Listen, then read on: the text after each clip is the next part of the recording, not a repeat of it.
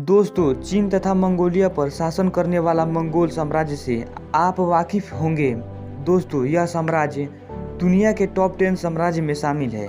Mongol जंगलों में पली बढ़ी एक खूंखार जाति थी जिसने अपने संघर्षों के दम पर अपना साम्राज्य खड़ा कर लिया। इतिहासकारों के मुताबिक मंगोल इतने दरिद्र और खूंखार थे कि ये जिस क्षेत्र पर हमला करते थे उस क्षेत्र के महिलाओं का रेप कर देते थे और बच्चे बूढ़े सभी को मार देते थे।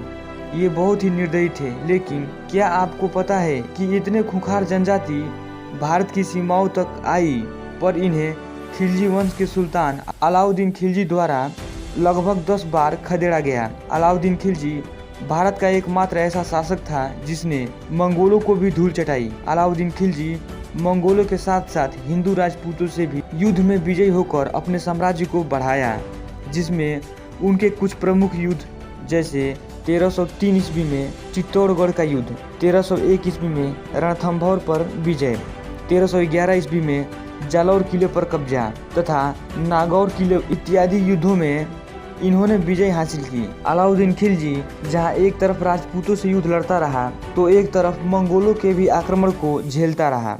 इसने आखिरी समय तक मंगोलों के नाक में दम कर रखा, पर उन्हें भारत की सीमाओं में घुसने नहीं दिया। मंगोल 1257 ईस्वी से लेकर 1306 ईस्वी तक लगभग 8 बार भयंकर हमले किए। 1297 ईस्वी में मंगोलों का पहला हमला कादिर खां पर था, जिसमें मंगोल हार गए। अलाउद्दीन खिलजी मंगोलों के नियमित हमलों का सामना करने के लिए सीमावर्ती किलों, दिल्ली के किलों की मरम्मत कराई। इसके अलावा नए किलों का निर्माण कराया।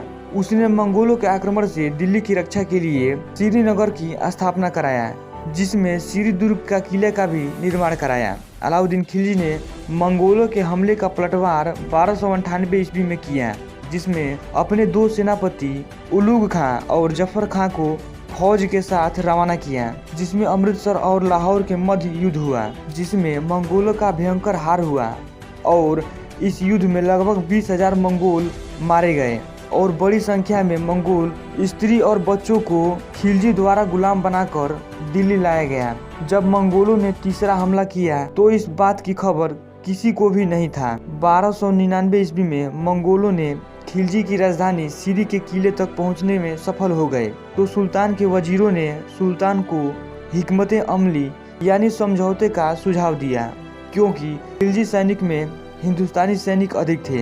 इन्हें हिंदुओं के साथ युद्ध का अनुभव था, लेकिन सुल्तान अलाउद्दीन खिलजी ने वजीरों के प्रस्ताव को ठुकराया और अपने विश्वास पात्र सेनाओं को उलुग खां, जफर खां तथा अकत खां के साथ लेकर युद्ध का निर्णय लिया और 1299 ईस्वी में अलाउद्दीन खिलजी की सेना ने मंगोलों की सेना को दौड़ा कर मारा और पीछा किया, जिससे मंगोल सेना पराजित होकर भागने लगी और जफर खान ने 18 कोस तक मंगोलों का पीछा किया। वापस लौटते समय कुछ मंगोल सिपाहियों ने उसे अकेले घेर लिया और उसकी रक्षा हेतु कोई सहायता नहीं पहुंची।